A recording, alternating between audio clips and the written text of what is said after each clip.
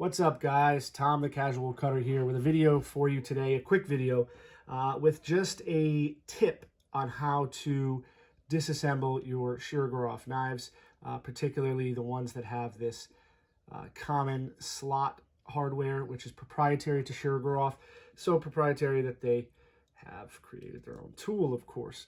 And these tools, guys, can be pretty much harder to find than most of the knives themselves. Just because not that many of them were made. I don't know why, but it's just the way it is. They're keeping us on our toes. But yeah, I mean, most of the Shirogorovs I've come across on the secondary market, all of mine, for instance, and others I've seen, have pretty marred up hardware. I mean, it's hard to find something that somebody didn't just buy that doesn't have some type of marring on the hardware there. I don't know if you could see that, but these aren't screws, guys, that you can just go and pick up anywhere. So if you're new to Shiro, or you have one that you're thinking about disassembling, try not to jump right into it, because you can jack up these screws pretty damn easily. And then it's not like, the next person that you decide to sell to, if you want to get rid of the knife, it's not like they can just go and order new screws. So the simple, quick, and easy tip that I learned came about when this knife came in a few weeks ago. This F95T 3 Bears. And the previous owner did say, it needs to be cleaned. The action could use a little smoothing. There's probably dirt, gunk in there. So luckily I do have the Shiro tool, and I could not get this pivot loose for the life of me. Couldn't do it. I tried all the usual tricks of applying heat with a hairdryer to loosen up the Loctite. That didn't work. I tried holding on to the back side of the pivot with a rubber band and applying as much force as possible while I turned the screw. That didn't work. I tried pressing it down against this rubber mat as hard as I could while I turned. That didn't work either. So I don't know if I mentioned, but yeah, these don't have a captive pivot. This is a free spinning pivot. Why? Why is it that way? I have no idea. But it is. And that's the price that I pay with these knives. So I did put out a cry for help on Facebook, and somebody came to the rescue with a suggestion that worked perfectly as soon as I tried it. And you might know this already. I might just be a moron. I don't know. But it's simple, it's easy, and here's how you do it. If your pivot screw is stuck and it's just spinning and spinning, you can't figure out how to get it out, take the knife, grab the blade in the closed position, and push it back towards the back of the knife, towards the back spacer.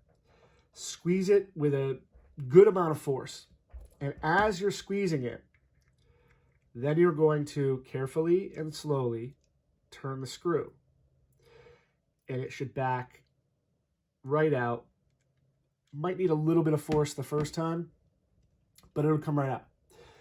And that goes for tightening it as well. Once you get it snug down, all right, once you get it snug, if you're not applying force, it's just going to keep spinning in a free spinning manner. But if you squeeze that blade, you will hold the pivot securely by applying tension, the blade against the pivot, and you'll be able to dial it back in.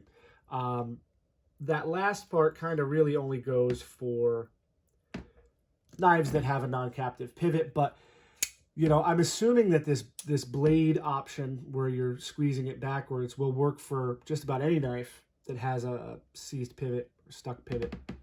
Maybe something with a little bit too much Loctite, maybe something that 900-pound gorilla put on. But that's about it, guys. I mean, you just squeeze the blade backwards with a good amount of force so that it's putting tension on the barrel or pivot. Most people on these knives, they don't have this tool because it is hard to find. So what are they using? They're using these coins. And I got to be honest, just if you really don't have to take the knife apart, don't do it. Don't use the coins. Because chances are you're going to mar up these screws. And if you ever want to get rid of the knife, the next person is not going to be a fan of that.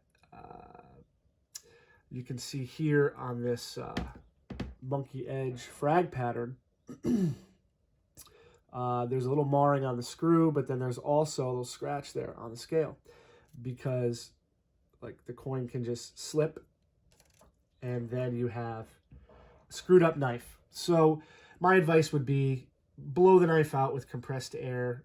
You know, add some oil if you oil your bearings. You really don't need to oil your bearings. Just blow them out with compressed air and you'll be good.